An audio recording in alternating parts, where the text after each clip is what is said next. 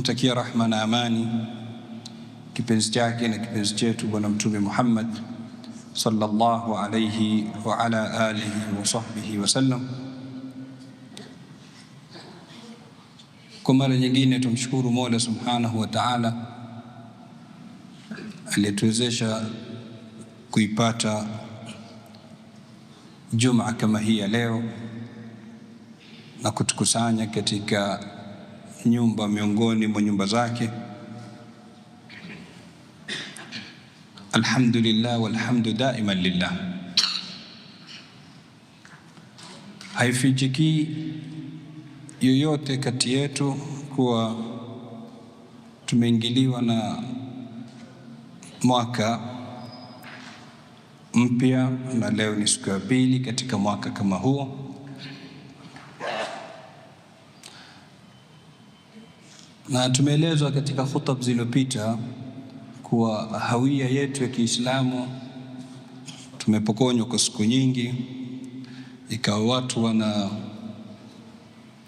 na kutambua mwaka huu wa miladi kuliko ule mwaka wa hijri, lakini hilo halituzuii kukumbushana masomo na ibara ambazo kwamba zinapatikana katika kukatika miaka na kukimbia miezi na kusonga masiku.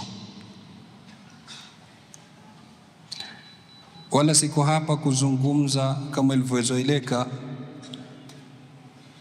namna miaka inavyokwenda mbio, kama alivyoashiria Mtume katika alama za kiyama, takarubu zaman, mwaka utakuwa kama mwezi, mwezi utakuwa kama wiki, wiki itakuwa kama siku, siku itakuwa kama saa, na saa itakuwa kama kuwasha moto.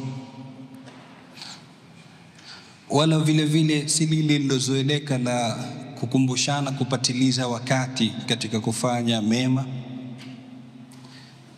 Leo nataka nichukue upande tofauti katika kadhia ya mwaka mpya. Mwanadamu apenda mapya.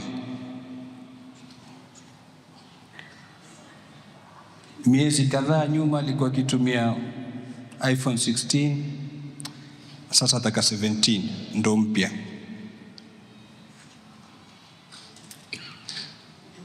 Ile WhatsApp alikuwa anaitumia imetoka version nyingine, kwa hivyo ana update, ataka kwenda na mpya iliyoko. Mara utasikia mtu amebadilisha gari, ni lile lile alilokuwa akilitumia mwanzo, nembo ile, kampuni ile, lakini atakwambia ni model mpya. Kwa hivyo huku ni new model, huku ni new version, huku ni new style, new. Zinamshughulisha sana hizi mwanadamu. Lakini swala adhimu na kubwa ambalo kwamba tutatakikana tujiulize mimi na wewe, je, sisi kama wanadamu tushajifikiria sisi kujifanya wanadamu wapya? Ubadilike wewe, ile version yako ya 2025 na nyuma huku ije nyingine mpya sasa ya 2026.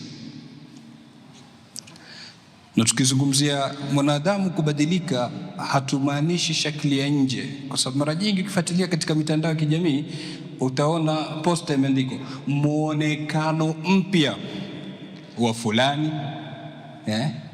Sijui ligi kianza utaona player fulani anasuka rasta, mwanzo alikuwa afanye hivyo, mwingine ametia nyele rangi.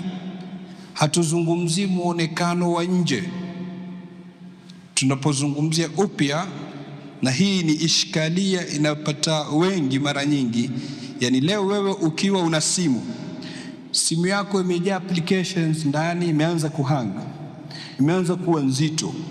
Ukichukua simu ile ukaenda ukanunua cover mpya ukaja ukaibandika, ama ukaenda sijui ukanunua screen protector ukaja ukaibandika, hujasaidia bado.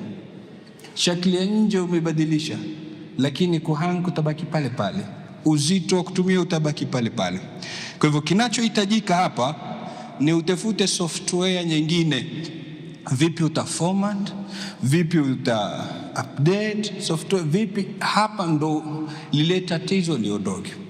Sasa tunapozungumzia mwanadamu mpya, tunazungumzia hali ya ndani, upande kwa lugha ya kikompyuta, sio hardware, tunazungumzia software. Upande wako wa ndani, vipi utaweza kubadilika uwe ni mtu ambaye kwamba ni mpya? Huu ulimwengu tunaoishi ndani yake, ukifuatilia tarikhi, kunapatikana visa vingi katika historia ambavyo kwamba havina idadi. Kuna watu walijaribu,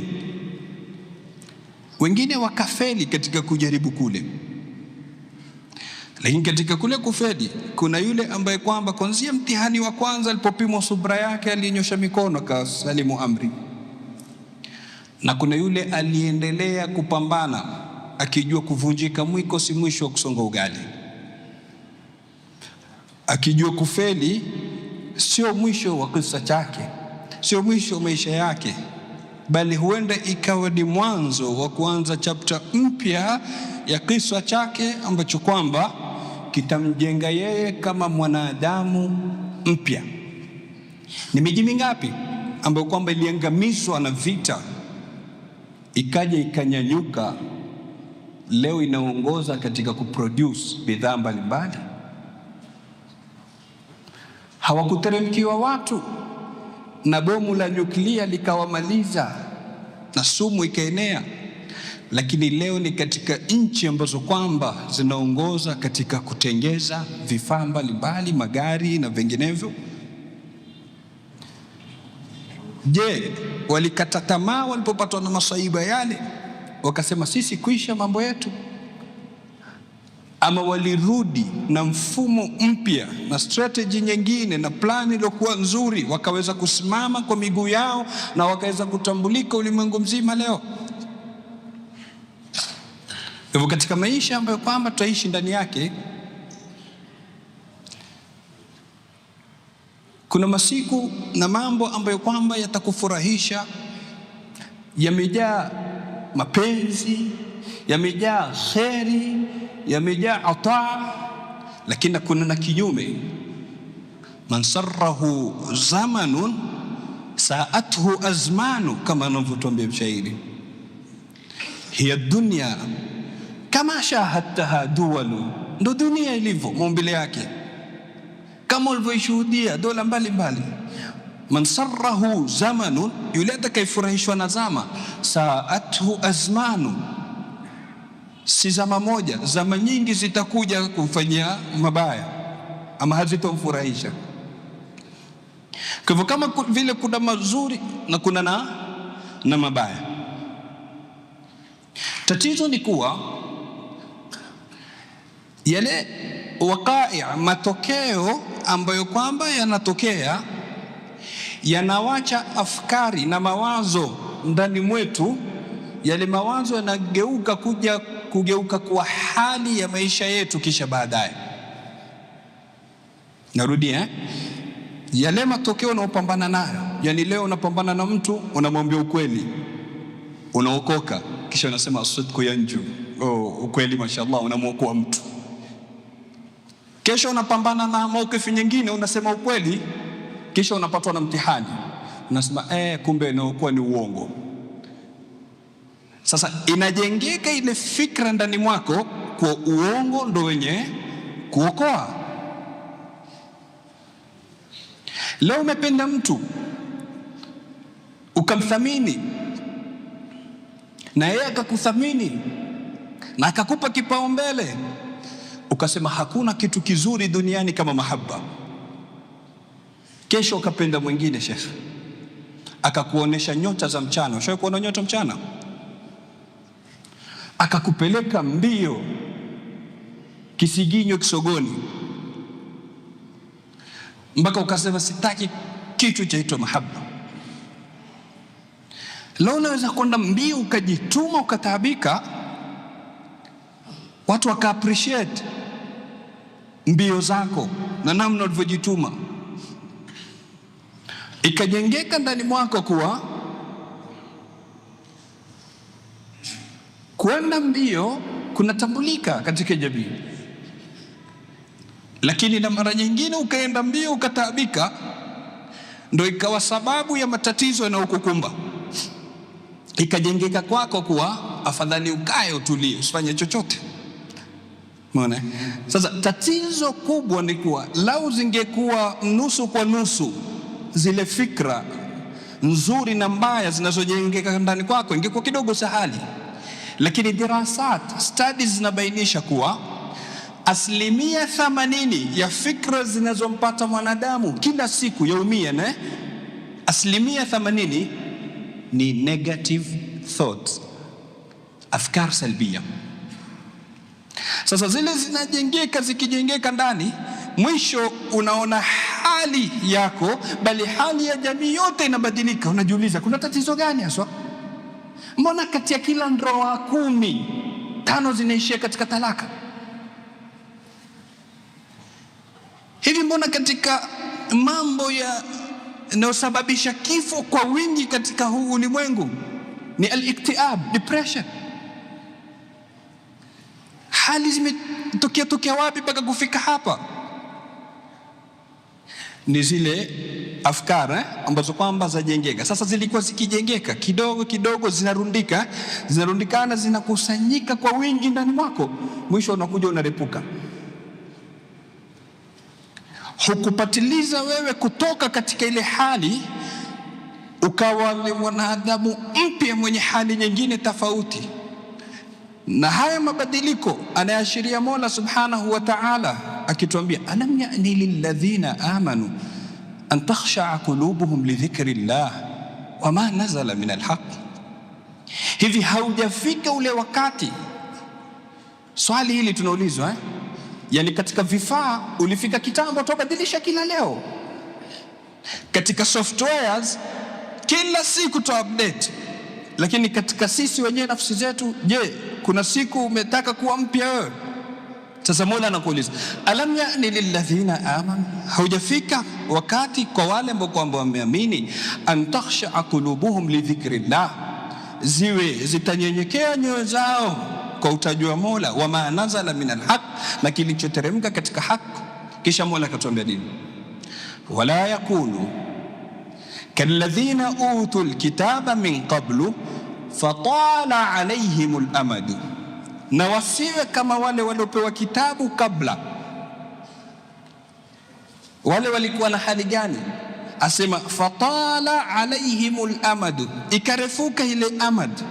Maanake wakachukua muda mwingi katika kukusanya ule uchafu ndani mwao, unakusanyika, mwisho unafikisha katika natija gani? Fakasat qulubu, nyoyo zao zikawa kasia, zikawa ngumu, zikawa zimesusua, zikawa na ukavu nyoyo zile.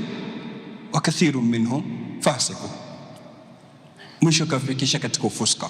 Kwa hivyo Mola anatunabahisha katika aya kama hii kuwa kila unapokusanya fikra mbovu ndani mwako, kila unapokusanya uchafu ndani mwako, inakufikisha katika qasawatul qalb, katika moyo uliokuwa ni mgumu, unakufikisha kisha katika ufuska. Ahwali zinabadilika, unaona mambo kimaajabu tu yanaendelea katika jamii.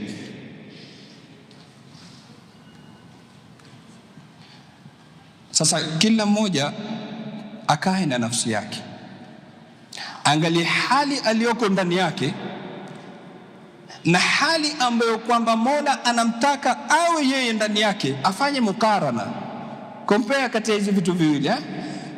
Hii ndo mimi hali niko ndani yake, na hii ndo hali Mungu anataka niwe ndani yake. Ikiwa kuna tofauti kubwa kati ya hizo hali mbili, basi amua kuanza kubadilika. Na hii ndio manhaji ya mitume wa Mola Subhanahu wa Ta'ala. Mola Subhanahu wa Ta'ala awaliwaleta mitume ili wawatoe watu katika kiza, wawapeleke watu katika mwangaza, wawafanye wale watu watakuwa ni watu wapya. Mola Subhanahu wa Ta'ala tuambia katika Al-Qur'an Al-Karim, Alif Lam Ra, kitabun anzalnahu ilayka litukhrija an-nasa min adh-dhulumati ila an-nur. Kitabu tumekuteremshia ili utoe watu katika kiza kuwapeleka katika mwangaza. Kwingine Mola anatuambia kad anzala Allahu ilaykum dhikra rasulan yatlu alaykum ayati Allahi mubayyinatin liyukhrija an-nasa min adh-dhulumati ila an-nur. Hii ndio ilikuwa manhaj na mfumo wa mitume wa Mola subhanahu wa ta'ala. Wanakuja watu wamechafuka, kila sampuli ya tabia mbovu, ahwali mbaya zilizozalika kutokana na fikra mbaya, wanawabadilisha.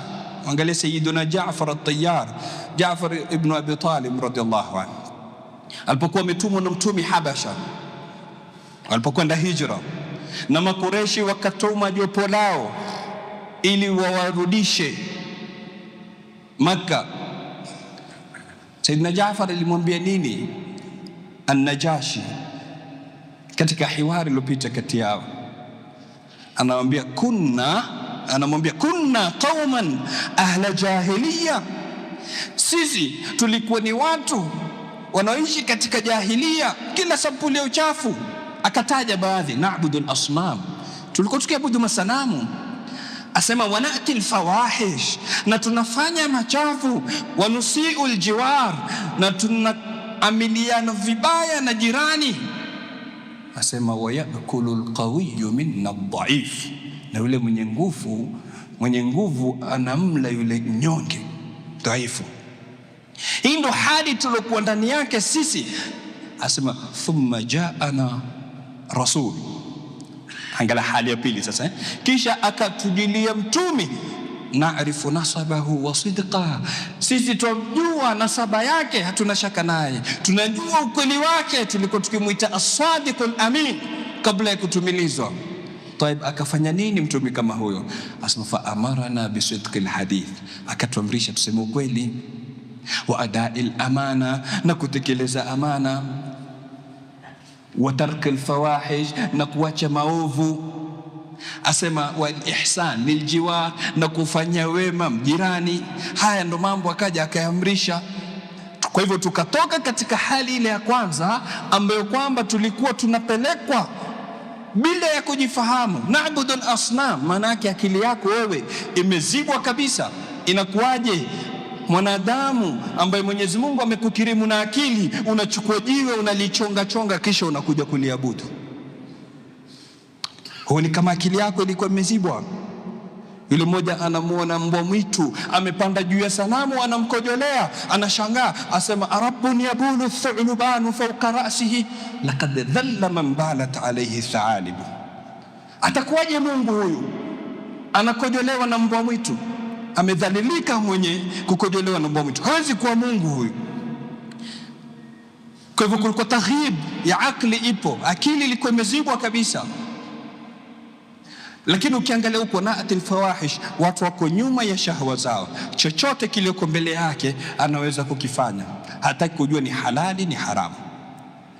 Lakini na huku ukiangalia nusiu lijiwar, walikuwa na muamala mgumu na watu. Na yule wa kwanza ambaye kwamba anastahiki kupata muamala mzuri, ambaye kwamba ni jirani yake, mazala Jibrilu yusini biljar hatta dhanantu annahu sayuwarithu. Anatuambia mtume, Jibrili hakuacha kunusia jirani mpaka nikadhani atakuja kumridhisha, yaani nikifariki atanirithi. Lakini muamala ulikuwa mgumu katika zama za jahili. Asema wayakulu alqawiyyu min adh-dhaif, mwenye nguvu, sawa ni nguvu ya mwili, sawa ni nguvu ya pesa, sawa ni nguvu ya cheo, nguvu yoyote ile, mtu anaitumia nguvu aliyokuwa nayo katika kumdhalilisha na kumdhulumu yule aliyokuwa mnyonge. Sasa kila mmoja ajiulize katika sisi, hali ambayo kwamba yuko ndani yake ni ile aliyoitaja Sayyidina Jaafar katika zama za jahiliya ama ile ya baada? Je, jirani yako anachokipata kwako wewe ni muamala mzito na wakuudhi? Ni wangapi umewadhulumu haki zao katika jamii? Leo unamwamini mtu, unamkabidhi, halafu anakurudishia, unasema alhamdulillah, ulimwengu uko salama, bado kuna amana. Kisha unapambana na wengine 10 unawakabidhi haki yako, inarushwa, shekhe, utaiomba na upige goti. Haki yako waitisha, lakini utaiomba na upige goti na usipewe. yale aliyosema Mtume sallallahu alaihi wasallam, yusaddaqu fiha alkadhib wa yukadhabu fiha as-sadiq wa yu'tamanu fiha al-kha'in wa yukhawwanu fiha al-amin. Akizungumzia zama za mwisho, mkweli ataitwa mwongo, mwongo ataitwa mkweli, mwaminifu ataitwa kha'in, kha'in ataitwa mwaminifu. Mambo yatakuwa kinyume kabisa. Kwa hivyo project ya mitume ilikuwa ni kuja kuwatoa watu katika hali mbaya, kuwajenga na kuwatengeza kuwa ni watu wapya ambao kwamba watakuwa ni wema, waliokuwa karibu na Mola Subhanahu wa Ta'ala na wasafi. Hii ndio kazi yao. Kuna mambo kadhaa ambayo kwamba yanachangia mara nyingi sisi kutobadilisha zile hali zetu na kuwa wanadamu wapya. Angalia katika dua za wema waliotangulia walikuwa kusema Allahumma hawwil halana ila ahsani hal, ya Rabbi zibadilishe hali zetu ziwe katika hali iliyokuwa nzuri. Daima wanataka wabaki katika hali kama hiyo. Sisi nini kinachotuzuia kutobadilika? Kuna mambo mingi, na kwa sababu wakati uruhusu tutataja baadhi. Katika mambo hayo ni kitu kinaitwa at-taswif. Taswif yatokana na saufa. Nitafanya, nitaswali, nitafunga, kesho nitafanya, kesho nitaanza. Hii taswif inachangia sana. Kwa hivyo unabaki katika ile hali yako mbaya, wala hauko tayari kwenda kuwa ni mtu mpya. Kwa sababu ya nini? Saufa. Na Sayyidina Anas ibn Malik, sahaba wa Mtume sallallahu alaihi wasallam, alikuwa akisema at-taswifu jundun min junudi iblisa. Hii taswif, kuakhirisha mambo, ni jeshi katika majeshi wa ibilisi. Yani unajua katika makosa na unajua usawa ni pale, lakini hauko tayari kutoka hapa kwenda pale. Mwingine anafungamanisha na matokeo. Utasikia atakwambia nikimaliza university inshallah nitabadilika niwe mtu tofauti. Mwingine kwamba nikioa, mwingine kwamba nikienda haji. Unaona?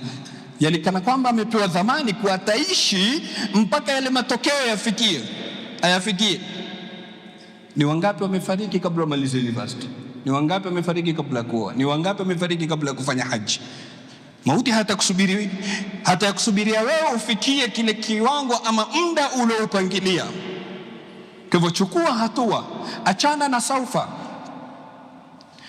Mtume sallallahu alayhi wasallama katika hadithi zake anatuambia, Mtume sallallahu alayhi wasallam, burika li ummati fi bukuriha, umebarikiwa ummati wangu katika kurauka. Baadhi ya maulama wanasema Mtume sallallahu alayhi wasallama amewaombea wale wanaofanya haraka katika kuchukua hatua. Amerauka akaenda akafanya. Yani hakujifunga na taswif kwa baadaye nitakuja kulifanya hili. Na Sayyiduna Musa alayhi salam, Mwenyezi Mungu anatueleza katika Qur'an al-Karim, asema nini? Wa ajiltu ilayka rabbi litarda, nimefanya haraka kukujia wewe Mola wangu ili upate kuridhia. Nani ambaye kwamba hataki Mola mridhie? Sasa ili Mola kuridhie, fanya haraka kumwendea, usijivute.